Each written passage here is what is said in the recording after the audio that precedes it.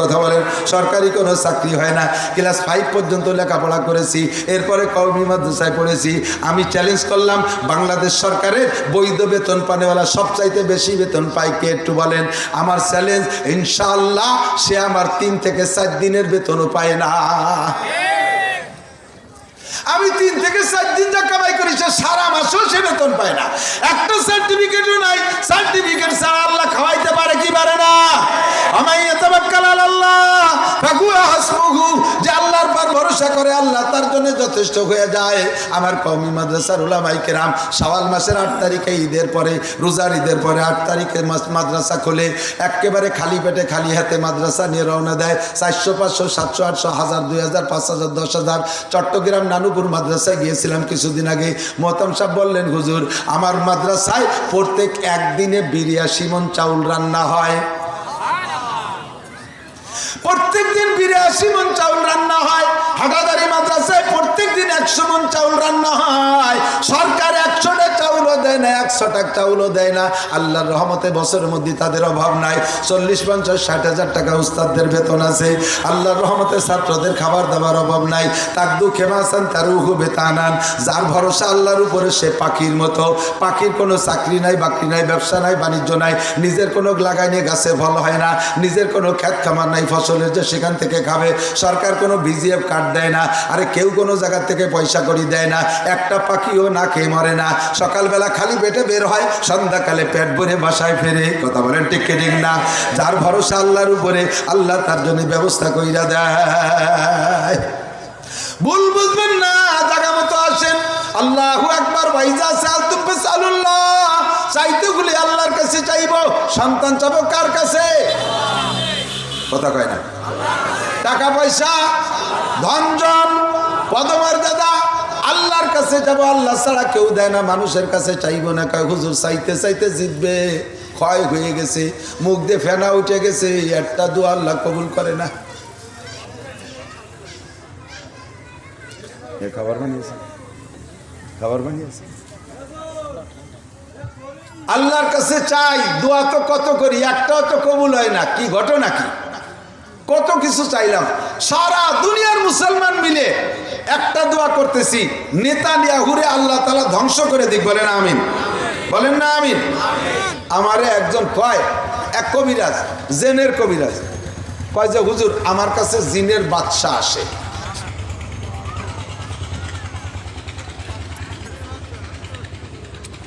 আমি বললাম মিথ্যে কথা। কয় যে হ্যাঁ আপনি আইসেন দেখাই দেব। আমি বললাম দেখানোর আগে তুমি একটা কাজ দেখাও। তোমার কাছে জিনের বাচ্চা আসো, বাচ্চা কি হিন্দু না মুসলমান? কয় যে হ্যাঁ বহুত বড় বুজুর্গ সাহাবি জিন, আল্লাহ রসুলরে দেখছে, ওর 2500 বছর বয়স, জিনরা এমনি হায়াত বেশি পায়। আমি বললাম যদি মুসলমান জিন হয়, আর জিনরে আল্লাহ ক্ষমতা দিয়েছে অনেক কিছু, তোমার এই জেন্ডারে সালাম দিয়ে তুমি নেতানিয়াহুরে পায়খানার মধ্যে ঠাইছে মেরি দিয়ে এসো। কথা বলেন না কেন? আপনারা একমত না?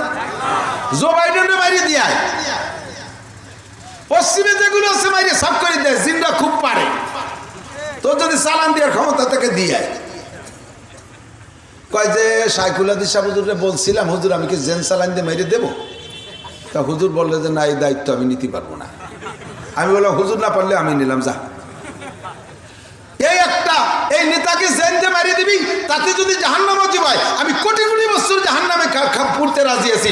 লক্ষ লক্ষ মুসলমানকে শেষ করে দিচ্ছে, মুসলমানদেরকে ভিড়ে ছাড়া করে দিচ্ছে, হাজার হাজার বাচ্চা, শিশু বাচ্চাকে হত্যা করে দিচ্ছে। আর এই জানোয়ারকে মারিয়ে দিলি পারা, সেই দায়িত্ব নিতে পারবো না। আমি নিলাম, যা মারিয়ে দিয়ে এসে কইস। কয় দেখি তো, হ্যাঁ তোমার দেখা হয়ে গেছে দুদু, তুমি কি বারো বুঝিয়ে ফেলাইছি। নেতানিয়াহুর বিপক্ষে দোয়া করি, মুসলমানদের পক্ষে দোয়া করি, কত দোয়া করি, দোয়া তো কবুল হয় না। কারণ কি? আল্লাহ নবী সাল্লাল্লাহু আলাইহি সাল্লাম বিভিন্ন হাদিসের মধ্যে বলেন, আমার দিক তাকান, দোয়া কবুল হবে আল্লাহ ওয়াদা করেছে, আল্লাহ ওয়াদা খেলাপ করে না। তবে তোমাদের দোয়া কবুল না হওয়ার জন্য 6টা কারণ। 6 ব্যক্তির দোয়া কবুল হবে না। ওয়ালাউ কানা দুআউম ফি লাইলাতুল কদর, যদি লাইলাতুল কদরও দোয়া করে, এমনকি কাবা ঘরের মধ্যে বৈশা লাইলাতুল কদরে দোয়া করে, তবুও তার দোয়া কবুল হবে না। শবে বরাত শবে কদরে কাবা ঘরের মধ্যে বসে দোয়া করলেও কবুল হবে না। সারা দুনিয়ার ওলামায়ে কেরাম ঐক্য হইয়া দোয়া করলেও কবুল হবে না। 6 ব্যক্তির দোয়া, 6 ব্যক্তির জন্য দোয়া, এই 6 প্রকারের দোয়া কবুল হয় না। 1 নম্বরে আমার দিক খেয়াল করেন, 1 নম্বরে আহলুশ শিরিক, 1 নম্বরে যারা শিরকি গুনাহ করে তাদের দোয়া কবুল হবে না, যারা শিরিক করে তাদের দোয়া কবুল হবে না। আমরা মুসলমান হইয়া নানান প্রকারের শিরিক করে বসে আছি।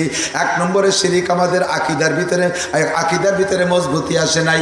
এইটা না হলে বাঁচবো কি করে, ওটা না হলে বাঁচবো করে কি করে, সার্টিফিকেট না হলে কি করে খাবো, আরে ছেলেটা চাকরি না পাইলে কি করে খাবো, এই সরকার পাল্টে গেল কি করে বাঁচবো, পরবর্তী সরকার না আসলে কি করে খাবো, এই যে যেগুলো এইগুলো সব শিরকি আকীদা। আল্লাহ পাক বলেন, ইন্নাল্লাহা লা ইয়াগফিরু আন ইউশরাকা বিহি ওয়া ইয়াগফিরু মা দুনা যালিকা লিমান ইয়াশা। শিরিক 3 প্রকার, আমার দিক তাকান। 1 নম্বরে শিরিক ফি জাত, আল্লাহর অস্তিত্বের সাথে শিরিক করা, যেমন ইহুদিরা করে আর নাসারারা করে। ক্বালাতিল ইয়াহুদু উযাইরুন ইবনুল্লাহ, ইহুদিরা বলে উযাইর আলাইহিস সালাম আল্লাহর ছেলে, ইহুদিরা বলে উযাইর আলাইহিস সালাম আল্লাহর ছেলে। একটু বলবেন না নাউজুবিল্লাহ? উযাইর আলাইহিস সালাম কি আল্লাহর ছেলে নাকি? কথাটা এতটুকুর মধ্যে বললে আপনার মধ্যে ক্রিয়া করে নাই, আর একটু ভাঙ্গায় বোঝেন। ইহুদিরা কি বলে, উযাইর আলাইহিস সালামের মায়ের সাথে আল্লাহ যৌন মিলন করেছে। উযাইর আলাইহিস সালামের মায়ের সাথে আল্লাহ যৌন মিলন কইরা আল্লাহ পাক উযাইরের মারে গর্ভ ধারণ করাইছে, সেই গর্ভের সন্তানের নাম উযাইর। এমন একটা জঘন্য কথা বলে। আল্লাহর পরিবারে 3 সদস্য, মুরব্বী আল্লাহ একজন, উযাইরের মা আল্লাহর স্ত্রী, উযাইর হলেন আল্লাহর ছেলে। ওই ফ্যামিলিতে 3 জন, 3 জনের সমান পরিমাণ ক্ষমতা। ওয়াকালাতিন নাসারা মাসিহ ইবনুল্লাহ, আর খ্রিস্টানরা বলে ঈসা আলাইহিস সালাম হলো আল্লাহর ছেলে, মারিয়াম আল্লাহর স্ত্রী। আল্লাহ পাক মারিয়ামের সাথে যৌন মিলন কইরা গর্ভ ধারণ করাইয়া সন্তান জন্ম দিয়েছে, সেই সন্তানের নাম ঈসা। একটু জোরে বলতে হবে নাউজুবিল্লাহ। অথচ ঈসা আলাইহিস সালাম নিজেই বলেন, ইয়া বনি ইসরাইল ইন্নী আব্দুল্লাহ, হে বনি ইসরাইল, আল্লাহর নামে আমার মায়ের নামে অপবাদ দিস না, আমি কিন্তু আল্লাহর ছেলে না, আমি আল্লাহর বান্দা। আতানিয়াল কিতাব, আল্লাহ আমারে কিতাব দিয়েছে। ওয়াজআলানি নবিয়্যা, আল্লাহ আমারে নবী বানাইছে। ওয়াজআলানি মুবারাকা, আমার আল্লাহ বরকতওয়ালা বানাইছে। আমি আল্লাহর ছেলে না, আমি আল্লাহর বান্দা। কিন্তু খ্রিস্টানরা দালালি করে, কয় ঈসা আলাইহিস সালাম আল্লাহর ছেলে। আমরা এই বিশ্বাসে বিশ্বাসী না, তবে আমরা অন্য শিরিক করি, শিরিক ফি সিফাত করি। শিরিক ফি সিফাত তার মানে আল্লাহর গুণ অন্যের মধ্যে আমরা নিয়ে ঢুকাইয়া দেই। আল্লাহর যে গুণ আছে এই গুণ অন্যের মধ্যে বলি। একদল আছে আমাদের মধ্যে আছে, ওরা কয় আল্লাহ হাজির নাজির। এ কথা তো সত্য, কিন্তু আল্লাহর সাথে নবী পাককেও হাজির নাজির মনে করে। কোনো জায়গায় মিলাদ মাহফিল করলে ওই জায়গা মনে করে নবী পাক উপস্থিত হয়ে গেছে, নবী দেখে, নবী ওই মিলাদে হাজির হয়ে গেছে। এই কথা যারা বিশ্বাস করেন তারা সারা জীবন ভরে কাবা ঘরের মধ্যে বসে দোয়া করলো আপনার একটা দোয়া কবুল হবে না। সারা জীবন ভরে নামাজ পড়লে আপনার একটা সিজদা কবুল হবে না। সারা জীবন ভরে তিলাওয়াত করলে আপনার একটা আয়াত আসমানে যাবে না। সারা জীবন ভরে আপনি জিকির করলে আপনার একবার আল্লাহর শব্দ আসমানে উঠবে না, কারণ আপনি মুশরিক হয়ে গেছেন। আল্লাহর যে গুণ হাজির, একই টাইমে সব জায়গায় উপস্থিত হওয়ার যোগ্যতা একমাত্র আল্লাহর, একই টাইমে সব জায়গায় দেখার ক্ষমতা আল্লাহর। নবী পাকের এই ক্ষমতা নাই। নবী পাককে নবী পাকের জায়গায় রাখবেন, আল্লাহকে আল্লাহর জায়গায় রাখবেন। নবীরে হাজির নাজির মনে করে যারা, তারা 1 নম্বর মুশরিক। আল্লাহু আকবার। শিরিক ফি জাত, সন্তান দেয় কে? জোরে বলেন কে? আবার হাজার হাজার মানুষ আছে পীর বাবার দরগায় মান্নত মানে, খান জাহান আলী রহমাতুল্লাহ আলাইহির দরগায় মান্নত মানে সন্তানের আশায়। ওই জায়গা গরু ছাগল দিলে সন্তান হয়। আটরশি মান্নত মানে সন্তানের আশায়, আটরশি মান্নত মানে সম্পদের আশায়। এই সমস্ত পীরদের দরবারে আরে শুধু এই আটরশি আর খান জাহান আলী না, খান জেলার আটরশি না, এমনকি আপনি যদি রসুলের নামে মান্নত মানেন, আল্লাহর রসুলের নামেও যদি মান্নত মানেন, তাও আপনি মুশরিক হইয়া যাইবেন। আল্লাহ কয় ওয়ালা তুশরিক বিল্লাহ ইন্নাশ শিরকা লাযুলমুন আযীম। কোন দিক দিয়ে আল্লাহর সাথে শিরিক করবি না। মুশরিকের দোয়া আল্লাহ আসমানে কবুল করে না। 3 নম্বর শিরিক হলো, আমার দিক তাকান, শিরিক ফিল ইবাদত। শিরিক ফিল ইবাদত কাকে বলে? প্রত্যেকটা ইবাদত করব একমাত্র আল্লাহকে সন্তুষ্ট করার জন্য, কিন্তু বহু ইবাদত করি মানুষকে সন্তুষ্ট করার জন্য, মানুষের কাছে প্রশংসা পাওয়ার জন্য।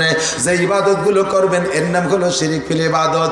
যেমন মসজিদে দান করিয়া মসজিদেরটা বানাই দিয়ে ওর গায়ে নেম প্লেট লিখে দেয়, নিজের নাম দিয়ে সুন্দর করে সাইনবোর্ড লিখে দেয়, এইটাই শিরিক ফিল ইবাদত। এইটা লিখলে কেন? আমি কোটি কোটি টাকা দিয়ে লক্ষ লক্ষ টাকা দিয়ে মসজিদ বানাইছি, আমার নামটা কেন থাকবে না? মসজিদে দান করে সে জায়গা মার হাবা চায়, এ জায়গায় একটু 10-20 হাজার টাকা দান করলে যদি মার হাবা না দেই তাহলে কয় হুজুর আমি এতটুকু টাকা দিলাম, আমার নামটা একটু করলেন না। নাম শোনার জন্য যেই ইবাদত করবেন ওই ইবাদত শিরিক ফিল ইবাদত। আল্লাহকে ওয়ালা ইউশরিক বিইবাদাতি রাব্বিহি আহাদা, আল্লাহর নামে ইবাদত করবা, কোন ইবাদতের মধ্যে কেউ শরীক করবা না।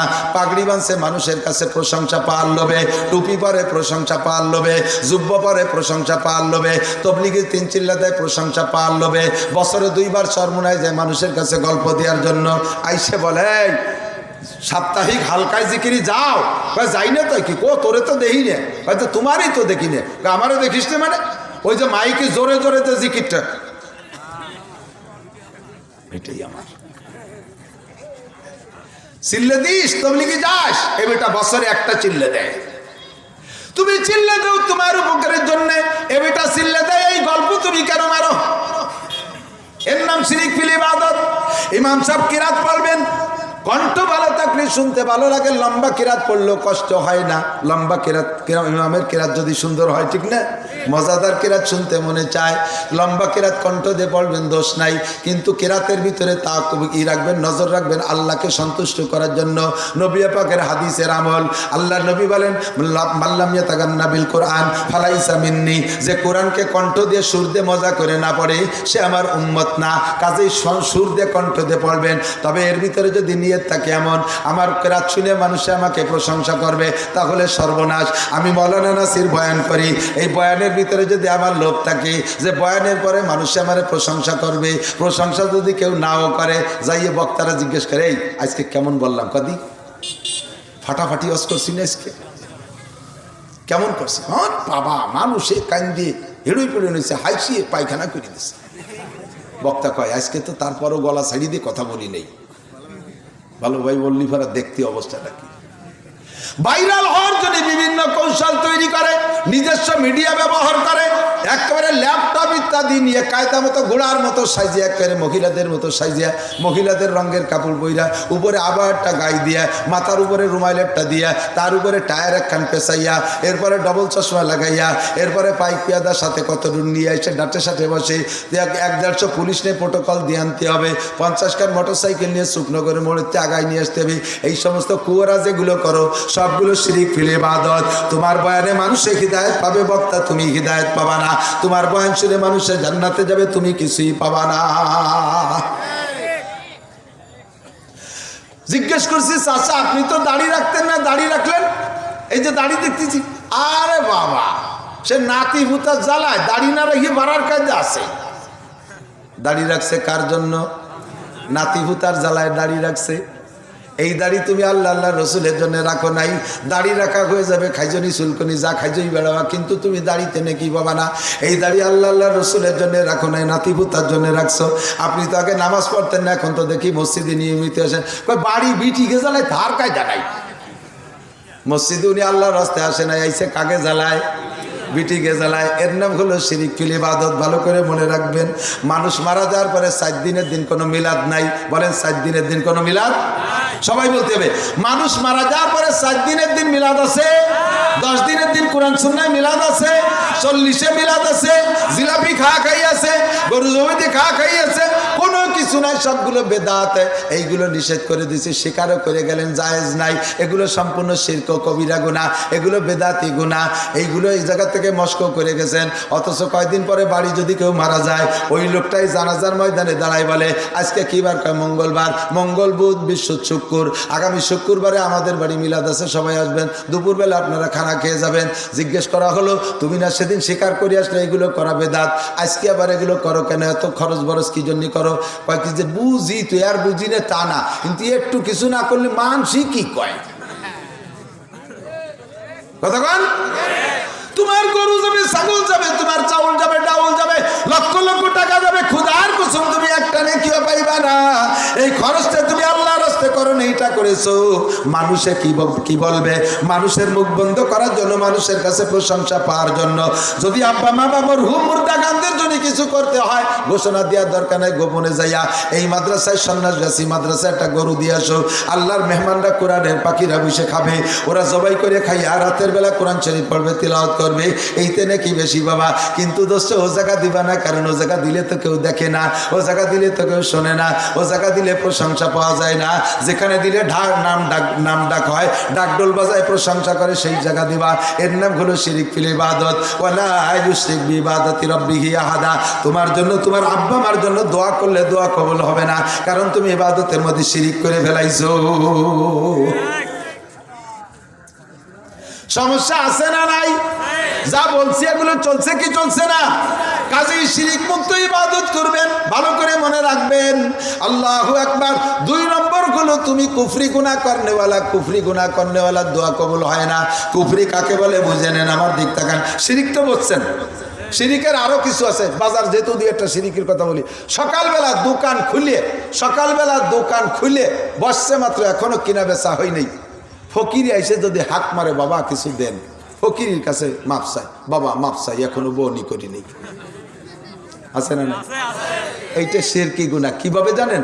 কারণ উনি জানে যে সকালে দোকানে টাকা আসার আগে যদি দোকান থেকে বেরোয়, তাহলে দিন ভরে বেরোতে যাবে, আসবে না। এই একটা শিরকি আকীদা। ফকিরের কাছে মাপ চাইছে, লক্ষ লক্ষ কোটি কোটি টাকা দোকানে মাল ভরা, ক্যাশব্যাক সবার কয়েক লাখ টাকা, ওর নিতে 5টা টাকা দিলে বেচারা দোয়া করতে করতে চলে যায়। তা না কয় বাবা মাপ চাই। আল্লাহ কয় কোটিপতি হইয়া, এত বড় লোক হইয়া কত বড় অপরাধ করছিস বুঝছিস, ফকিরের কাছে মাপ চা লাগে। যদি এবার পয়সার মালিক না হতি, তাহলে ভিক্ষুকের কাছে মাপ চা লাগতো না, আর বড় লোক হবি। এবার ফকির কয় দিলাম তোরে মাপ করে, তুই যেন দিনের মধ্যে বহনি করতে না পারিস, আর ভাঙ্গা দুয়া দিলে। আমিও তো আসছিলাম তোর কাছে বহনি করার জন্য, আমি যেহেতু বহনি করতে পারলাম না, তুই না করলে আমার কি আসে যায়? ঠিক না? অন্য এরপরে কাস্টমার আসা শুরু হয়ে গেছে, দাম দর ঠিক করে ওখান থেকে কেনে না, পাশের দোকানেতে নিয়ে চলে যায়। আর একদল এসে দাম দর ঠিক করে পাশের দোকানেতে কিনে নিয়ে চলে যায়। সারাদিন কিনা বেচা নাই, মুখখান বেজারে বসে, সন্ধ্যাকালে ঘটি বাটি গুছাই বাড়ি চলে গেছে। মাসের পর মাস চলে যায়, ঘটনা কি ঘটনা ঘটে গেল, আল্লাহু আকবার। এরপরে যে পিসাব বাবার কাছে 10,000 টাকা দিয়া পর অনেক কান নিয়ে আইসে, পিসাবের ছবি নিয়ে দোকানে ঝুলাইছে, এগুলি কিনা বেচা ভালো হয়। পীর ক্যান পিরির 14 গোষ্ঠীর ও জায়গা গলায় দড়ি দিয়ে ঝুলাই তুলিও কাম হবে না, কারণ ও জায়গায় এক পীরির দোয়া কবুল হয়ে গেছে, সকালে পীরির দোয়া কবুল হয়ে গেছে। কতক্ষণ ঠিক না? ফকিরে 5টা টাকা দিলে খুশি হয়ে যাইতো, আর বলতো আল্লাহ আমার তো দিনের শুরুতে 5 টাকা দিয়েছে, আমার ভাইরে তুমি 5,000 টাকা, 5 লক্ষ টাকার মালিক বানায় দাও, 5 কোটি টাকার মালিক বানায় দাও। ফকিরের স্বভাব আছে, ফকিরের স্বভাব হলো জীবনে কোনোদিন নিজের জন্য দোয়া করে না, যে তারে দেয় তার জন্য দোয়া করে।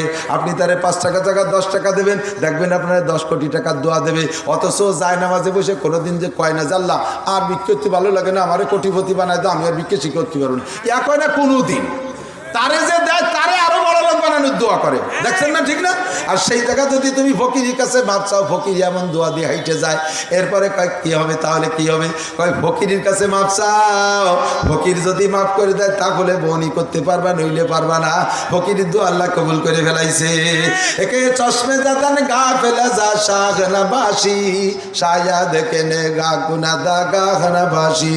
আল্লাহ যখন দোয়া করে, দোয়া কবুল করার জন্য খাতা নিয়ে বসে, ওই সময় তোমার নামে দোয়া বা বদ দোয়া যেই করে ওইটা কবুল হয়ে গেলে ওইটা উঠাইতে খবর আছে, ওইটা উঠাইতে খবর আছে। কাজেই ফকিরের কাছে মাপ চাও। আল্লাহু আকবার। এরপরে মহির কি বলে, দোকান ঝাড়ু দেই নেই, এখন কিছু দেয়া যাবে না, দোকান ঝাড়ু দেওয়ার আগে ভিক্ষে দেয়া যাবে না। মহিলারা যদি রাতের বেলা কি বেলা বিকেল বেলা হয়ে যায়, ফকিররা আর ভিক্ষে দেয় না। রাতের বেলা ঘর ঝাড়ু দিয়ে বের করে ফেলায় না, রাতের বেলা ঘর ঝাড়ু দিয়ে বাইরে বেলানো যায় না, কেন? লক্ষ্মী বেজার হয়। এদিক আছে নাকি প্রবাদ? লক্ষ্মী বেজার পাই না, লক্ষ্মী বেজার।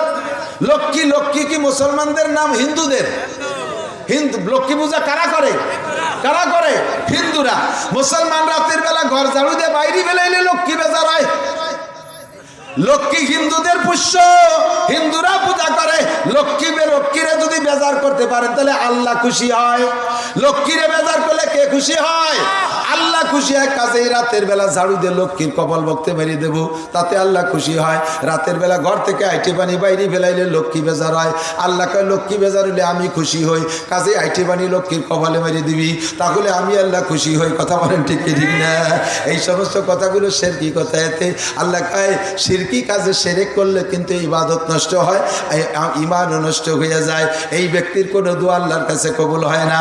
বাড়ির পাশে যদি গাছে রাতের বেলা কুক পাখি ডাকে, কুক কুক করে পাখি ডাকে না, মহিলারা কি যেন রোগ ব্যাধি হইবে না, ওই কুক পাখি তো তার ডাক কি হলো, কুক কুক করে ডাকবে।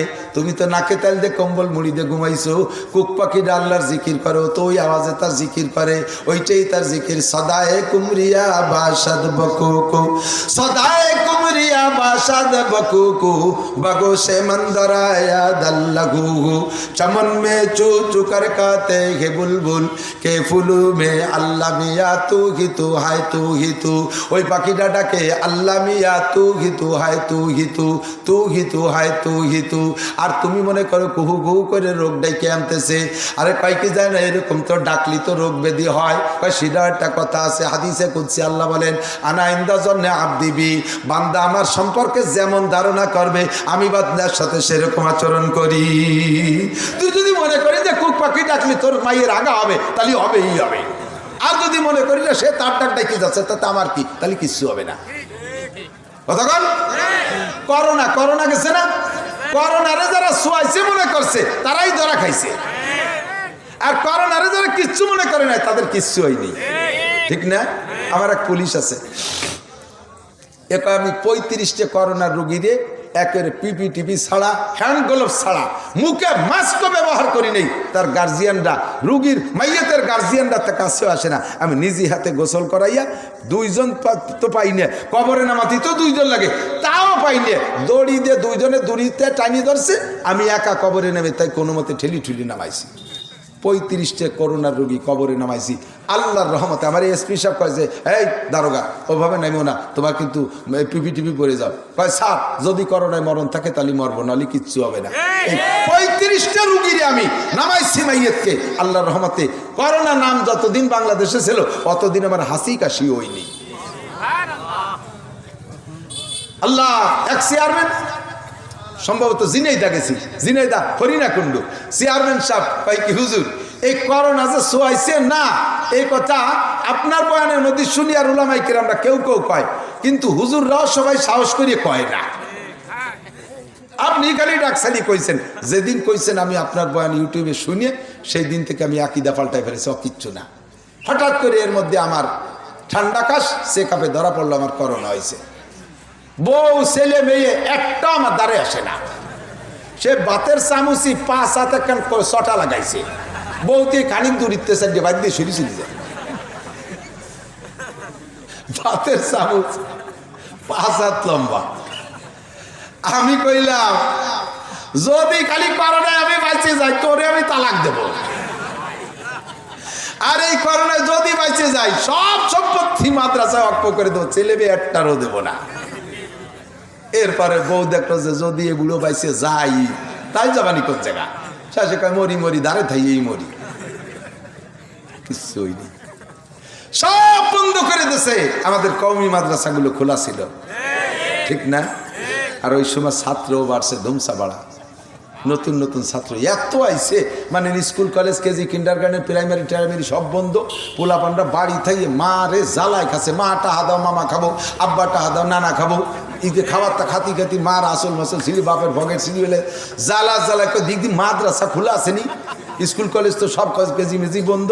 শেষে ঠেলি ঠুলি খাওয়া মাদ্রাসা খোলা আছে, সন্ন্যাসগাছি মাদ্রাসা দিয়ে দেয়, শুনিয়ে দেন ওই সময় কী পরিমাণ ছাত্র বাড়ছে, সব জায়গা বন্ধ, জ্বালা জ্বালায় মাদ্রাসা দিছে। মাদ্রাসার জায়গা কম, ছাত্র বেশি গেছে, সুতি দেবে কিভাবে, একটারে একটা ঠ্যাঙের মধ্যে পাও গড়িয়ে দিয়ে ইলিশ পাইলিং কাইট কাইট করে শোয়াইছে, নাক দিয়ে নিঃশেষ বারোয় আর একটা নাক দিয়ে ফাঁসাই দিয়ে বার হয়ে গেছে, তবু একটারও করোনা হয়নি।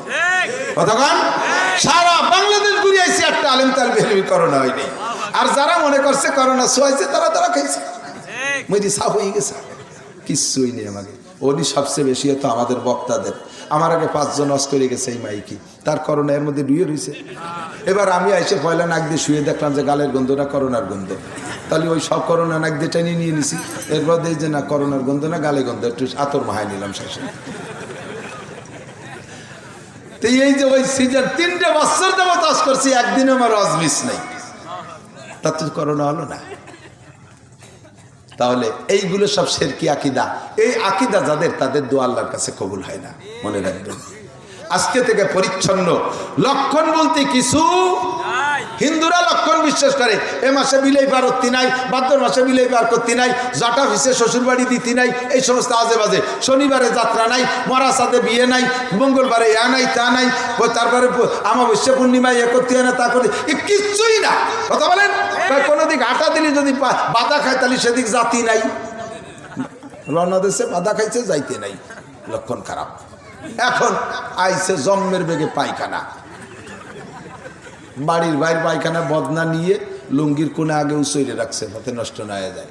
ওর নজর পায়খানার দরজার দিক, রাস্তা দেওয়ার সময় নাই, এমন ভাবে চাপ দিয়েছে, মাথা গরম হয়ে গেছে, কান টান লাল হয়ে গেছে।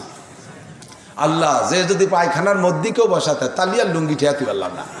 ও এই চিন্তায় পায়খানার দরজার দিক চাই আটতেছে, নিচে খাটি একখান ফেলানো রয়েছে, বাইরে হুমড়ি কে পড়ছে, বদনা চালিয়ে ফেলাই দিয়ে ঘরে এসে ভেরাত করে মারি দিয়েছে। ওর মা কায় শয়তান কেলনি, কাজে মা পায়খানায় জাতি গেছিলাম, বাধা খেয়ে ফিরে এসে। তুমি সেদিন করলে না যে কোনো দিক যাওয়ার সময় বাধা খালি জাতি নাই। মা কারে শয়তান, তাই বলে কি পায়খানায় যাওয়ার সময় বাধা খালি জাতি নাই? পায়খানায় যাওয়ার সময় বাধা খালি যাইতে আছে, কারণ তাতে ঘর নষ্ট হয়েছে, ফিরে আসে। মা মশলা গুঁড়োই দিয়েছে এবার, যে আর কোনো জায়গা না, শুধু পায়খানায় যাওয়ার সময় বাধা খালি জাতি আছে। পায়খানায় যাওয়ার সময় যদি বাধা খালি যাওয়া যায়, মসজিদে যাওয়ার সময় বাধা খালি যাওয়া যায়, কথা কয় না? পায়খানায় যাওয়ার সময় বাধা খাইলে যদি যাওয়া যায়, মসজিদে যাওয়ার সময় বাধা খালি যাওয়া যায়, মাহফিলে আসার সময় বাধা খালি আসা যায়, ইজতেমায় যাওয়ার সময় বাধা খালি যাওয়া যায়। আরে দুনিয়ার সব জায়গা যাওয়া যায়, বাধা বলতে কিছুই না, বরঞ্চ কোনো কোনো বাধা তোমার জন্য শুভ লক্ষণ নিয়ে আসে। দুই দোস্ত অফিসে থেকে একই সাথে ব্রিফকেস নিয়ে ঢাকা যাইতেছে অফিসিয়াল কাজে, বাড়ির থেকে বেরোইছে দুই দোস্ত একসাথে। বাড়ির পাশে একটা মরা খেজুর গাছ ছিল, কাইতেই একটা একটা ডাল ঝুলতেছে।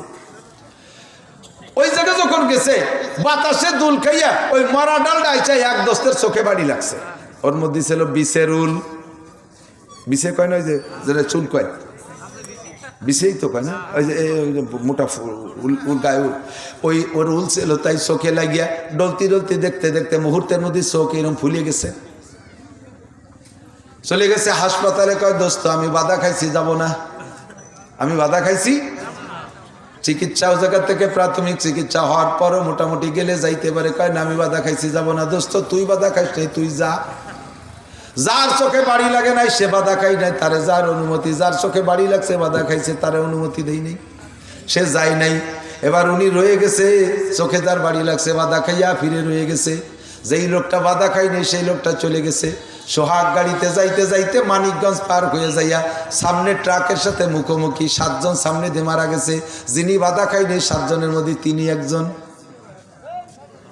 তাহলে এবার বলেন, বাধা খাওয়ার মধ্যেই কল্যাণ না না খাওয়ার মধ্যে কল্যাণ? এই যে চোখে বাড়ি লাগছে যার, সেই লোকটা রয়ে গেছে, তারে আল্লাহ বাধা দিয়ে বাড়ি রেখে দিচ্ছে, তারে বাঁচাইছে। যার যাত্রার মধ্যে বাধা খাইনি তারে ওই জায়গায় নিয়ে মারিয়ে দিছে। তাহলে কাড্ডার মধ্যে লক্ষণ ভালো। কাজেই বোঝা যাবে দোস্ত, কোন বাধার মধ্যে তোমার পক্ষে আর কোন বাধা তোমার বিপক্ষে তুমি জানো না। এই বাধা বুধ বলতে কিছুই না। আল্লাহ রসুল বলেন, লা তিয়ারাতা ওয়ালা হামাতা, লা তিয়ারাতা ওয়ালা হামাতা ফিল ইসলাম। ইসলামের মধ্যে লক্ষণ বলতে কিছুই নাই। এগুলো কিচ্ছুই মনে করবেন না। আমার দোকানদার ভাইরা দোকান খুলেই সকালবেলা যদি কোনো আল্লাহর বান্দা বাকি কিনতে আসে, তারে অনেকে বাকি দেয় না, কয় এখনো কিনা বেচা হয় নাই, বাকি দিলে দিন ভরে যাবে বাকিতে বাকিতে। এই দেশের কি আকীদা? এরকম ধারণা করলে আপনার দিন বাকিতে যাবে। আর যদি মনে করেন আল্লাহর এক বান্দা নিশ্চয়ই পয়সা টাকা নাই কাছে বিপদে পড়ে আসছে, তারে বাকি দিয়ে দেন একরামুল মুসলিমিন। ওই লোকটা যে দোয়া করবে, আল্লাহ এমন বিপদ মুহূর্তে তোমার বান্দা আমারে মাল দিয়ে দিছে বিনা টাকায়, সারাটা দিন যেন তার এই লসটা পুষিয়ে যায়, এই লসটা তার এই ক্ষতিটা যেন পুষায় যায়। আল্লাহ তাআলা তোমার দিন ভরে কেনা বেচার ভালো ব্যবস্থা করে দেবে। শিরকের থেকে ফিরে আসো, কুফরির থেকে ফিরে আসো। লা তুশরিক বিল্লাহ, তোমার দোয়া কবুল হবে না যদি শিরকি গুনাহ করো। কুফরি গুনাহ করনেওয়ালার দোয়া কবুল হয় না। কুফরি কাকে বলে? নিয়ামত উপভোগ করে আল্লাহর শুকর আদায় না করার নাম কুফরি। বাদ কে বলেন আলহামদুলিল্লাহ, বলেন আলহামদুলিল্লাহ। ভালো পোশাক পরে কি বলবেন? জায়গা জমিতে ফসল ভালো হলে কি বলবেন? আলহামদুলিল্লাহ না বলে কি কয়? এবার আমরা বাম্পার ফলন দিছি। উনি এবার বাম পাই দিয়ে ফলাইছে। বাম্পার ফলন মানে বাম পাই দিয়ে ফলাইছে। পরে যখন জ্বর আছে শিলি গুঁড়ো ওই যে দিয়ে গেল, সে সময় কোন পাই দিয়ে ঠেয়া দিয়ে? সে সময় তো ডাইন পাই চড়ছিল, ঠেয়া দিয়ে। বাম্পার ফলন। ছেলে মেয়ে যদি ভালো হয়, ওনার গুলো লেখাপড়া ভালো, চেহারা টেহারা ভালো, আর একজনের গুলো ভালো না, কয় কি? আরে ছেলে মেয়ে বানাতে হয়। ওনটা রাতবার ছেলে মেয়ে বানায়, আর বেটারা কম্বল গাই দিয়ে ঘুমাই, তাই তারা কিছু আর এটারে না। কি আর কব? এই ফাও কথাগুলো সব কুফরি গুনাহ। ছেলে মেয়ে ভালো দেয় কে? আরে ভালো বিয়ে করছে, সুন্দরী বউ কে দেছে? ব্যবসা বাণিজ্য উন্নতি কে দেছে? ব্যবসা বুঝতে হয়, ব্যবসা বুঝতে হয়। তুমি বেটা বোঝো, আর বেটারা বোঝে না। ব্যবসা বোঝা লাগে না, ব্যবসায় বরকত কে দেয়? সব জায়গায় শুকর আদায় করবেন। দুই গোষ্ঠীর শুকর পাইনে জীবনও। আমার এই ঘোরাঘুরির মধ্যে দুই গোষ্ঠীর শুকর পাই না। এক হলো ব্যবসায়ীরা, কোনো দিন করলো না যে ব্যবসা ভালো হয়েছে। ব্যবসায়ীকে কাছে যদি কিছু মাদ্রাসার জন্য চাইতে যায়, হুজুর ব্যবসা নাই, ব্যবসা নাই, হাসিনে ঠকে যাইয়ে শেষ। হুজুর খালেদা ঠকে যাইয়ে শেষ, ডক্টর ইউনূস এসে শেষ, ব্যবসা নাই।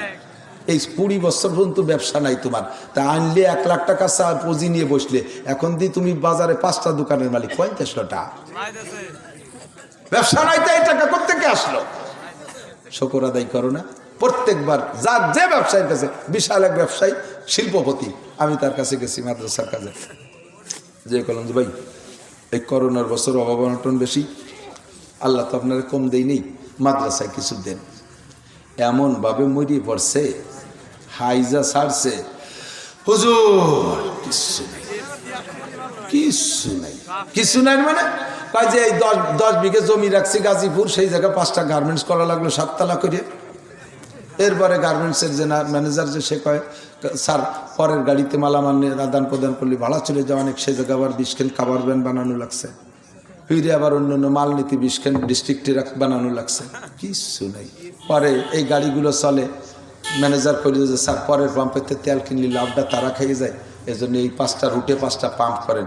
এই পাম্প সাথে সাথে গ্যাস পাম্প করতে যাইয়ে কিছু নাই। এমন কয় কেমন ওরে 10টা টাকা দিলে খুশি হয়। আমি বললাম তাকে 10টা টাকা দেবো চা খাইতে, সেটা আপনার ব্যাপার, দিলেও দিতে পারেন।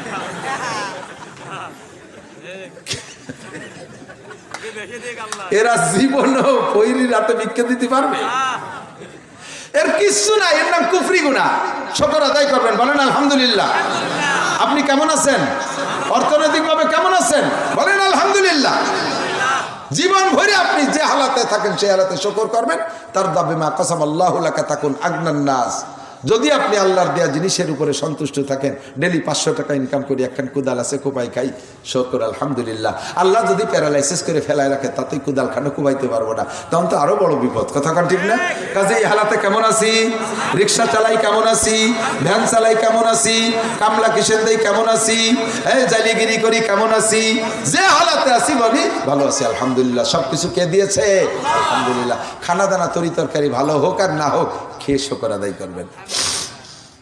শ্বশুর বাড়ি যাই, এই যুবকরা দিক টাকা, শ্বশুর বাড়ি যা আসি, এই শ্বশুর বাড়িতে যদি ভালো ভালো পাইতে চাও, খাইতে চাও, শাউরি যা দেবে খাতি, ভালো লাগুক আর না লাগুক, বুয়ো সেই প্রশংসা করবা আর আশের মতো গিলবা।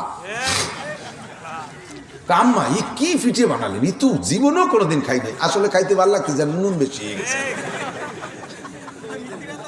তরি তরকারি যা দিয়েছে আম্মা ইদি আজীব, সোনারগাঁও হোটেলে খেলাম, কি তাই এর সামনে কি একটুও ভালো লাগতেছে, নুন বেশি হয়ে গেছে, হলুদ বেশি হয়ে গেছে। এই প্রশংসা করলে ফিরে এবার ভালো রান্না করবে। শাউরি যা রান্না করছে দেশে, তুমি ই মানছি খাই নাকি, ওই এমনি তা যা তোর বাপের বাড়ি খেয়ে বেড়ে গিয়ে গোলামের ভাই গোলাম ফিরে এবার আসছি সলাই দিয়ে বড় দেবো, যাটার বাড়ি খাবি। প্রশংসা করে খেয়ে আসবা। স্ত্রী তরি তরকারি রান্না করে, প্রত্যেক অক্ততে একরকম হতে পারে না। যেদিন খারাপ হয়ে যাবে সেদিন বলারও সুরত আছে, আজকে তরকারি সবই ভালো হয়েছে, তুমি যদি একটু লবণ কম দিতে না আরো সুন্দর হতো। বলার একটা বাসন ভঙ্গি আছে না? এই লবণ দিছি, লবণ সবটুক ডালি, তুই বাপের বাড়িতে লবণ ডাচ্ছে, গেল তুই গেল। এখনই যদি বিটি কয় তাহলে তুমি টাইম দেখেও। আমাকে ওই জায়গায় একজন ভ্যান চালায় জম্মের ডিলে, তো ওই বিশ্ব রোডের থেকে গ্রামের ভিতরের দিক যাচ্ছে ভ্যান নিয়ে, তো দুটি মেয়ে উঠছে, দুটি মেয়ে ছেলে, তো যাইতে ওই কচ্ছপের মতো ধীর গতিতে প্যাডেল এটা মারে না, এইভাবে চালাচ্ছে। ফাঁকা মাঠের মধ্যে যাই ওই মেয়ে দুটো কাছে, বাড়ি তুই একটু জোরে চালা, আমি তো মেয়ে আসতেছে শেষে কি বানি, তুই একটু ভিজে যাবেন, একটু জোরে চালা। ও কান দেয় না, বারবার কর পরে ভ্যানের তেনে আমি সরি দেখো তুরা চালা। এখন তো চালাবেই না, পায়ে ধরি তুই চালা। ভ্যান হলে আসতে চালায়, যদি চালানো তার জোরে চালাইতে হয়, তাহলে সিস্টেম কি, তুই তো ফার্স্ট ক্লাস চালাইস, তো এরকম ভ্যানে তো উঠি না, দেখবেন যে প্যাডেল জোরে মারতেছে, এত ভালো চালাইস কীভাবে, দারুণ। তোর কি মোটর নাকি? কয় না আমি প্যাডেল। কয় তাই এত জোরে, এই পাম্প দেবেন আর ও দেখবেন যে প্যাডেল মানে, আর কি চালায়, কয় তা তুই না আমি চালা।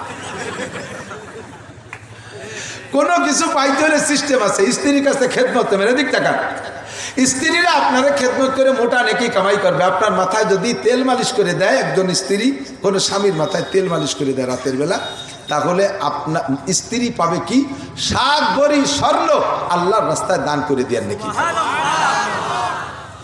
এখন স্ত্রী দিন ভরে বাড়ি তো সাংসারিক কাজ করছে, কাজের তো তার অভাব নেই।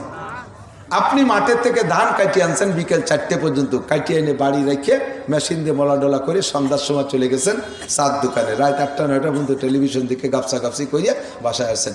আর ওই মহিলাটা সকালবেলা 16 জন কিষেনের ভাত রাঁধছে, এরপরে 2 শলি ধান সিদ্ধ করছে, এরপরে তার পেটে একটা ফিটি একটা কোলে একটা কাহি একটা বুড়ো বুড়ি শ্বশুর শাশুড়ি এমা টেমা বাড়ি মেহমানে ভরিয়ে গেছে। এরপরে 2 শলি ধান পরিচর্যা, আবার যেগুলো বাড়তি গেছে সেগুলো উড়তি বলতে হবে।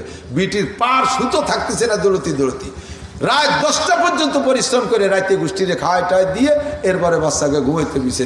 এই সময় আপনি যাইয়ে কইতেছেন আমার মাথায় তেল মাহাই দাও, তুমি 7 ভরি সোনা দান করার নেকি দাও।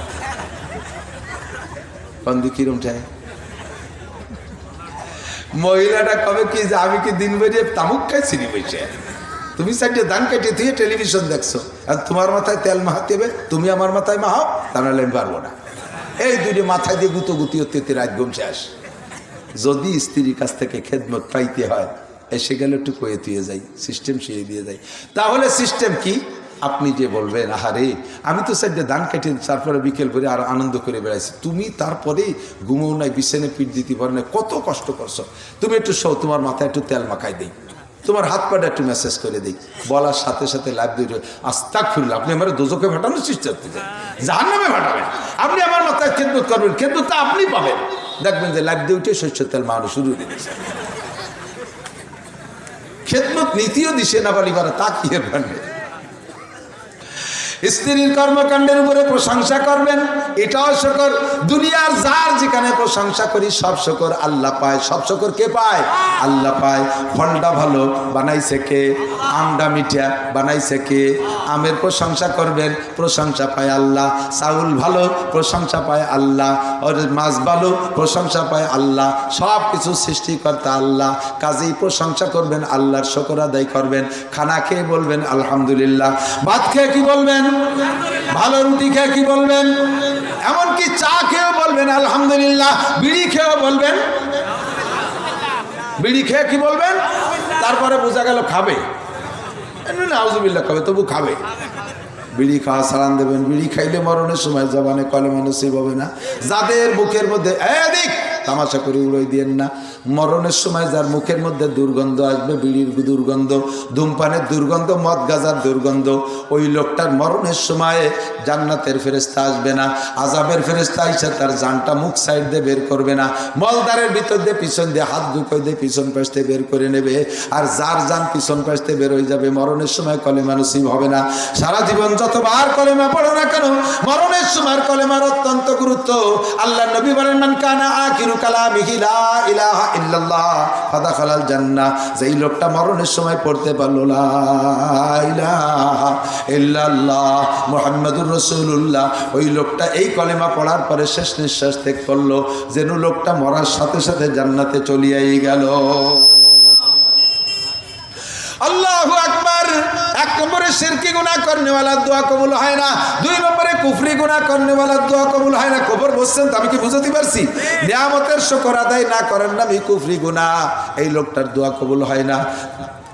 1 নম্বরে আহলুল শিরক, 2 নম্বরে আহলুল কবর, 3 নম্বরে আহলুল বেদাত। বেদাতি গুনাহ যারা করে তাদের দোয়া কবুল হয় না। এই বেদাত, অনেক বেদাত আছে। ইদানিং আবার আহলে হাদিসেরা আমাদের অনেক সুন্নতের বেদাত বানানোর চেষ্টা করে।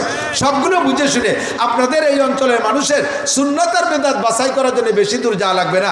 আপনাদের মুফতি সাহেব সন্ন্যাসগাছি মোহতান সাহেবের কাছে আসবেন, অথবা আপনারা যাবেন কি বলা হয় সাজিয়ারা মাদ্রাসায় চলে যাবেন, সাজিয়ারা মাদ্রাসায় চলে যাবেন। আপনারা ডুমুরিয়া যে কোনো বড় মাদ্রাসায় চলে যাবেন, বড় বড় উলামায়ে কেরাম আছে, সেখানে গিয়ে আপনারা তাদের কাছে শুনবেন সুন্নাত কোনটা বেদাত কোনটা। রেগুলার 5 ওয়াক্ত নামাজের পরে, রেগুলার 5 ওয়াক্ত নামাজের পরে বাধ্যতামূলক মুনাজাত করতেই হবে, এই আকীদা রাখা বেদাত। তবে আপনি রেগুলার মুনাজাত করেন, আবার মনের ভিতরে এই ভাষা ভাব রাখেন, মুনাজাত করলি করলাম, না করলি না করলাম, এটা আমার নফল, এটা আমার পার্সোনাল। মূল ফরজ নামাজটা পর্যন্ত, সালাম ফিরানো পর্যন্ত নামাজের হক, মুনাজাত নামাজের অংশ না। মুনাজাত নামাজের অংশ না। বলেন মুনাজাত নামাজের অংশ না। করলে করলেন, না করলে না করলেন। এই আকীদা রেখে জীবন ভরে করবেন, বেদাত হবে না। এই আকীদা রেখে জীবন ভরে করবেন, বেদাত হবে না। আর যদি মনে করেন মুনাজাত না করলে কিসির নামাজ পড়লাম, তাহলে বুঝলেন যে সর্বনাশ হয়ে গেছে। এমন করে যত বেদাত আছে সব বেদাত ছাড়বেন, কোনো বেদাতের মধ্যে যাইবেন না, তাহলে দোয়া কবুল হবে না। 3 নম্বর 4 নম্বরে আহলুন নিফাক। আমার দিক তাকান, মুনাফিকের দোয়া কবুল হয় না। মুনাফিক কাকে বলে? মুনাফিক আল্লাহ নবী বলেন আয়াতুল মুনাফিকি সালাসা, মুনাফিকের আলামত 3টা। ইজা হাদাসা কাযাবা, 1 নম্বরে মুনাফিক কথায় কথায় মিথ্যা কথা বলে, একেবারে বানায় সানায় তাজা মিথ্যা কথা বলে, তাজা মিথ্যা কথা বলে। আপনারা ইউটিউবে বর্তমানে বিশেষ করে উলামায়ে কেরাম দেখতে পারেন, বিশেষ করে উলামায়ে কেরাম দেখতে পারেন। গতকালকে আমাদের গোপালগঞ্জে উলামায়ে কেরামদের একটা অ্যাক্সিডেন্ট হয়েছে, একটা কমিটি গঠনের ব্যাপারে। ওই জায়গায় এক মাওলানা দেখবেন লাইভে আসছে, উনি বলছে আমারে মারছে, জামা ছেড়ছে, আমার 12-14 জন ছাত্রদেরকে পিটাইয়া হাসপাতালে পাঠাইছে। এমন একটা মিথ্যে কথা ইউটিউবে ভাইরাল করে দিয়েছে, সারা দুনিয়া জুড়ে জাতীয় পত্রিকায় পর্যন্ত দিয়ে দিয়েছে। একেবারে গাঁজাখড়ি তাজা মিথ্যে কথা। খোদার কসম যদি তার কিছু হয়ে থাকে, একটু রাগারাগি ঠেলাঠেলি হয়েছে, কিন্তু কোনো মারামারি হয় নাই। এমন করে মিথ্যে কথা কোনো পিসাবও যদি বলে, তাহলে সেই যে মুনাফিক। কথা বলেন ঠিক কি ঠিক না? সবচাইতে বেশি মিথ্যে কথা বলে বর্তমানে তবলিগের ভিতরে সাতপন্থী তবলিগওয়ালারা। কথা বলেন, সাতপন্থী তবলিগওয়ালারা তাজা খারাপ মিথ্যে কথা বলে। আমি তাদেরকে নিজে কতবার মিটিং করেছি। আমার গোপালগঞ্জে বৈশা ডিসি অফিসে বৈশা এসপি সাহেব আর ডিসি সাহেব আর তৎকালীন ধর্মমন্ত্রী ছিলেন শেখ মোহাম্মদ আবদুল্লাহ, এনাদেরকে নিয়ে আমরা উভয় দলের 5-5 জন করে বসছি। বিস্তার আলোচনা করার পরে তারা কোনো কথায় জবাব দিতে পারে নাই, হেরে গেছে। এর পরের দিন যে সারা দেশে ছড়াইছে, ডিসি অফিসে বসে মৌলানা নাসির, তারপরে ভবানীপুরী হুজুর, গোপেরডাঙ্গার হুজুর, সবাই আমাদের কাছে কথা হারিয়ে গেছে। আবার তারা আমাদের সাথে একসাথে হয় না, কিন্তু তারা জবাব দিতে পারে নাই। এইভাবে মিথ্যাটা, যে ঘটনাটা তাদের দিকে, ওইটা আমাদের দিকে চাপাই দিয়েছে। তাজা মিথ্যা কথা বলে। সাত আল্লাহ রসুলের নামে মুসা আলাইহিস সালামের নামে অপবাদ দিয়েছে, ইউসুফ আলাইহিস সালামের নামে অপবাদ দিয়েছে, নবী পাক সাল্লাল্লাহু আলাইহি ওয়াসাল্লাম সম্পর্কে কুধারণা করেছে। হিদায়াতের মালিক আল্লাহ নয়, জোরে কান নাউজুবিল্লাহ। সাত সাহেবের বক্তব্য হিদায়াতের মালিক আল্লাহ নয়, এই কথা যে বলে ওই লোকটা কি মুসলমান? ও যত বড় পীর হোক আর বিশ্ব চ্যাম্পিয়ন নেতা হোক, আল্লাহ সারা দুনিয়ার তবলিগের জিম্মাদারিও যদি হাতে নেয়, ওই লোকটা জিম্মাদার হতে পারে না।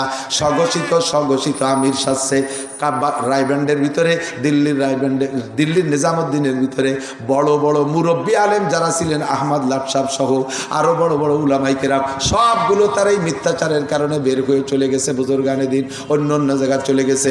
আর ওই জায়গা বসে গুটি নাড়াচ্ছে আমার বাংলাদেশের কতগুলো সন্ত্রাসীদের লোক, যারা আগে ছিল সন্ত্রাস, আগে ছিল চলচ্চিত্রের নায়ক নায়িকা, আগে বিভিন্ন ডিপার্টমেন্টের সুদ ঘুষ কারবার করিয়া পুলিশের চাকরি করেছে, বিভিন্ন জায়গায় সুদে কারবার ঘুষে কারবার কইরা বুড়োকালে রিটায়ার্ডের পরে হয়েছে 3 চিল্লা দিয়া মাথায় পাগড়ি একটা বান্ধা সাত সাহেবের ভক্ত হইয়া টঙ্গীর ময়দানে যে রক্ত রিজি করেছে রাতের বেলায়, মাদ্রাসার মধ্যে ঢুকে কষি বাচ্চাদেরকে পিটাইয়া কোপাইয়া মারছে। আল্লাহু আকবার। এমন সন্ত্রাস প্রকৃতি যারা, তারা জীবনে কোনোদিন হকপন্থী হইতে পারে? আমরা উলামায়ে কিরাম বাংলাদেশে যা আছি, আপনাদের পাবলিকদের লাগবে না, আমার মাদ্রাসার ছাত্রদেরকে নামাই দিলে এই সাতপন্থী যে কটা আছে বাংলাদেশে, পিটাইয়া সুন্দরবন পার করে বঙ্গোপসাগরে নামানোর ক্ষমতা রাখি। কথা বলেন ঠিক কি ঠিক না? এত মায়ের খাওয়ার পরে ধৈর্যের সাথে চুপ করে আছি, কিন্তু মিথ্যাবাদীরা এই সব কথাগুলোকে ভিন্নভাবে আপনাদের সামনে উপস্থাপন করছে। এক কথা মনে রাখবেন, তবলিগের নামে আমাদের কোনো অপবাদ নাই। তবলিগের সাথে কখনোই হিংসা রাখবেন না। তবলিগের মাধ্যমে প্রত্যেক দিন 1000 করে কাফের কলেমা পড়ে মুসলমান হচ্ছে। কাজে এত সুন্দর কাজের প্রতি কুধারণা নেবেন না। আমলিগ, বিএনপি, জামাত, জাতীয় পার্টি যত দল আছেন সব দলের লোককে আমি আহ্বান করি তবলিগে আসেন, কিন্তু সাতপন্থীদের সাথে যাবেন না, তাহলে বিভ্রান্ত হয়ে যাবেন, ধোঁকার মধ্যে পড়ে যাবেন। শতকরা 99 জন না, 1999 জন আলেম একমত, আর একজন ফুটকা ফাটকা মৌলবী ওইটা চলে গেছে সাদের দলে পয়সা খাইয়া। ইসরায়েলের নেতানিয়াহু ইহুদিরা পয়সা পাঠাইছে, সেই টাকা খাইয়া দেশে থেকে তবলিগের এই সমস্ত ঝামেলা বাঁধাইতেছে। এরা 1 নম্বর মিথ্যাবাদী। আগামী 31শে জানুয়ারি, 1-2 ফেব্রুয়ারি টঙ্গীর ময়দানে উলামায়ে কেরামের তত্ত্বাবধানে ইজতেমা হবে। আমরা ইজতেমায় যাব ইনশাআল্লাহ। ইজতেমার এই তারিখের ইজতেমার পক্ষে কারা? ইনশাআল্লাহ 31শে জানুয়ারি, 1-2 ফেব্রুয়ারি, জানার না জান সমর্থ জানান, এই তারিখের পক্ষে তো আপনারা। আল্লাহ সফল করুন, বলেন আমিন। আল্লাহ সফল করুন, বলেন আমিন।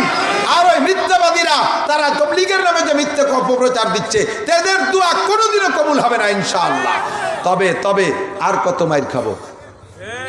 18 সালে মারছে, আবার এই সালে এসে 18 ডিসেম্বর মারছে। সেদিনও 18 ডিসেম্বর, এদিনও 18 ডিসেম্বর। আর মাইর খাবো না। এবার আসিস, এবার টঙ্গীর ময়দানে আসিস। কথা কন, এবার টঙ্গীর ময়দানে আসিস। 2 সালের মায়ের সহ্য দেবো ইনশাআল্লাহ। মিঠি আওয়াজের দিন আর শেষ। তবলিগের ভিতরে কোনো জেহাদের আলোচনা ছিল না, যার কারণে আমাদের জামাত ইসলামের ভাইরা তবলিগের উপর একটু ক্ষিপ্ত ছিল যে তবলিগের ভিতরে সব কয়, কিন্তু আমর বিল মারুফ নাহি আনিল মুনকার কয় না, সৎ কাজের আদেশ বলে না, অসৎ কাজের নিষেধ বলে না, জেহাদের আলোচনা করে না। দেখেন সেই তবলিগ এইভাবে জীবন ভরে চলে আসছে। তবলিগের নিয়মও সৎ কাজটা বলো, অসৎ কাজটা বলা লাগবে না, সৎ কাজ বাস্তবায়ন হয়ে গেলে অসৎ কাজ এমনি ভিতরে থেকে চলে যাবে। এটা একটা হেকমতি কায়দা ছিল তবলিগওয়ালাদের। এখন সেই জিহাদ করতেছে কাগের সাথে? আলেমদের সাথে। আলেম মাইরে জেহাদ করতেছে। এতদিন জেহাদ করার প্রতিপক্ষ পাই নেই, এখন প্রতিপক্ষ পাইছে হুজুররা। কত বড় বদমাশ! মাদ্রাসায় পড়াইয়া মসজিদে ইমামতি করে যে বেতন খায়, ওই বেতন বাজারের বেশ্যাগে টাকার চাইতে খারাপ। এই কলিপাড়া মাদ্রাসায় হুজুররা থাকবে, আলেম ওলামা থাকবে, মাদ্রাসা বন্ধ হয়ে যাবে না? কত বড় কটূক্তি! আল্লাহ হেফাজত করুক, বলেন আমিন। 3 নম্বর হলো মুনাফিক। মুনাফিকের দোয়া কবুল হয় না। মুনাফিকের আলামত 3টা। 1 নম্বরে মিথ্যে কথা কয়, 2 নম্বরে ওয়াদা খিলাফ করে, 3 নম্বরে কথায় 3 নম্বরে আমানতের খেয়ানত করে, 3 নম্বরে আমানত খেয়ানত করে, এই লোকটা মুনাফিক। 4 নম্বরে আর এক হাদিসের মধ্যে আছে ওয়াইজা তাকাল্লামা ফাজারা, কথায় বকাবকি গালাগালি করে, এই লোকগুলো মুনাফিক। 5 নম্বরে মুনাফিকের আলামত, মুনাফিক মসজিদে যায় সবার পিছে আর বেরোয় যায় সবার আগে, যায় সবার পিছে বেরোয় যায় সবার আগে, এটাও মুনাফিকের আলামত। এই মুনাফিকের দোয়া কবুল হয় না। তার জন্য দোয়া করলে দোয়া কবুল হয় না। এইরকম ভালো ভালো দিনদার মুসল্লি আছে না, শুক্রবারে একেবারে খুতবা আজান বাদাই দিয়ে সেই জুমা মসজিদে যায়, সালাম ফিরানোর সাথে আবার ভাষা ফিরে দিয়ে দৌড়, সুন্নত 4 রাকাত পড়ে না। বুঝে বেলাইছি তুমি পাক্কা মুনাফিক। ইন্নাকাল মিনাল মুনাফিকিনা হাক্কা, তুমি পাক্কা মুনাফিক। সাবধান থাকবা, তোমার জন্য দোয়া করলে কবুল হবে না। 4 নম্বর হলো মুরতাকিবুম বিল কাবা, কি বল হয় মান্নান, যারা দান করে খোটা দেয়। মান্নান মানে খোটা দেনেওয়ালা, দান করে যারা খোটা দেয়, খোটা দেনেওয়ালা দোয়া কবুল হয় না। 5 নম্বর হলো মুরতাকিবুম বিল কাবায়ের, যারা কবিরা গুনাহ করে রেগুলার বুঝে আমার দিক, রেগুলার বুঝে কবিরা গুনাহ করে। দাড়ি কাটা কবিরা গুনাহ, বিড়ি খাওয়া কবিরা গুনাহ, সিগারেট খাওয়া কবিরা গুনাহ, টাকনুসে কাপড় পরা কবিরা গুনাহ, বেপর্দা করা কবিরা গুনাহ, সুদ খাওয়া কবিরা গুনাহ, ঘুষ খাওয়া কবিরা গুনাহ, মিথ্যা কসমকে মাল বিক্রি করা। কয় আল্লাহর কসম যদি 1 টাকা লাভ করি, লাভ করছে 300 টাকা, কয় আল্লাহর কসম যদি 1 টাকা লাভ করি, এইভাবে মিথ্যে কথা কয় আল্লাহর কসম কিনা দামে ছাড়িয়ে দিলাম। আপনি কি দামে ছাড়ছেন এইটা আমার শোনার দরকার নাই, কয় টাকা লাভ করছেন এইটা আপনার বলার দরকার নাই। আপনার লাভ হইলে ছাড়বেন, নইলে ছাড়বেন না, সেটা আপনার ব্যাপার। কিন্তু মিথ্যা কসম খেয়ে যারা বেচে, এরা মুরতাকিবে কাবায়ের। আরে সুদে কারবার করে যারা, ঘুষের কারবার করে যারা, ব্যারাকের সাথে যারা জড়িত, অ্যাডামস, কারিতাস, বিআরডিবি, স্বনির্ভর, জাগরণী চক্র, আশা, প্রশিকা, গ্রামীণ ব্যাংক, এই জাতীয় সুদে প্রতিষ্ঠানের সাথে যারা লোনের লেনদেন করে, এদের জন্য কাবা ঘরের মধ্যে বসে সারা দুনিয়ার উলামায়ে কেরাম পিসাবরা দোয়া করলে দোয়া কবুল হবে না, ওই লোকটার নিজস্ব দোয়া কবুল হবে না। দাড়ি চাচা লোকের জন্য দোয়া করলে কবুল হবে না, দাড়ি চাচা লোকের জন্য দোয়া করলে কবুল হবে না, দাড়ি চাচা লোক নিজের জন্য দোয়া করলে দোয়া কবুল হবে না। যারা বেপর্দা করে, বউ বাচ্চা নিয়ে বেপর্দা করে, তাদের জন্য দোয়া করলে দোয়া কবুল হবে না। এবার বুঝে দেখেন, আল্লাহ যে বলছেন দোয়া করো কবুল করব, কিন্তু কবুল পাচ্ছেন না কেন? এই সমস্ত কারণে কবুলিয়াত পাচ্ছি না। 5 নম্বর 6 নম্বর হলো মুস্তাখিফুম বিসগায়ের। সগীরা গুনারে তুচ্ছ মনে করে, সগীরা গুনাহ ওতে কি হবে, এই বলে সগীরা গুনাহ করতে থাকে, ছোট ছোট গুনাহ। একটা সগীরা গুনাহকে 3 বার করলে কবিরায় পরিণত হয়ে যায়। আল্লাহ তাআলা আমাদের 6 প্রকারের গুনাহ থেকে ফিরে আসার তৌফিক দান করে, বলেন আমিন। আল্লাহ পাক আমাদের তওবা করা নসিব করে, বলেন আমিন। আমরা এই সব গুনাহ যেগুলো বলছি, এগুলো আমাদের সমাজে রানিং আছে না নাই? কথা বলেন আছে? আমিও এর ভিতরে অনেকটা নদী জড়িত আছি। আমি তওবা করব, আমি তওবা করব। আল্লাহ পাক আমাদের তওবা কবুল করে। মাদ্রাসার বিপক্ষে কারা কারা? মাদ্রাসার বিপক্ষে একটু হাত দেখাবেন। মাদ্রাসার বিপক্ষে, এই মাদ্রাসার বিপক্ষে মাশাআল্লাহ কেউ না, ধন্যবাদ, জাযাকুমুল্লাহ। ইসরায়েলের পক্ষে, নেতানিয়াহুর পক্ষে কেউ আছেন নাকি? কেউ আছে? যেই লোকটা মুনাজাতের আগে সরে যাবে, বোঝা যাবে যে ওই লোকটা নেতানিয়াহুর লোক, ওই লোকটা মাদ্রাসার বিপক্ষের লোক। আমি ডাকে দেখাবো যে ওই যে নেতানিয়াহুর ইসরায়েলি লোক চলে যাচ্ছে, তাহলে সারা বছর ধরে খেপাই নিয়ে বেড়ানো হবে। মাত্র যদি পেশাব আসে 1 আঙ্গুল উঁচু করবেন, ছুটি দেব, পেশাব করিয়ে আপনি যাওয়ার আগে 1000 টাকা দিয়ে যাবেন, আর পেশাব করে পায়খানা পেশাবখানা মধ্যে শুয়ে থাকবেন, আপনার ডাইয়ে উঠবো না। মিথ্যে কথাকে আঙ্গুল দেখালে ডায়াবেটিস হবে। আল্লাহ তাআলা সবাই সুস্থ রাখুক, সবাই বলেন আমিন, সবাই বলেন আমিন। মাদ্রাসার জন্য হুজুর বলছে আমি কালেকশনের ওয়াজ করিও নাই, কালেকশন পারিও না, তবে একটা কথা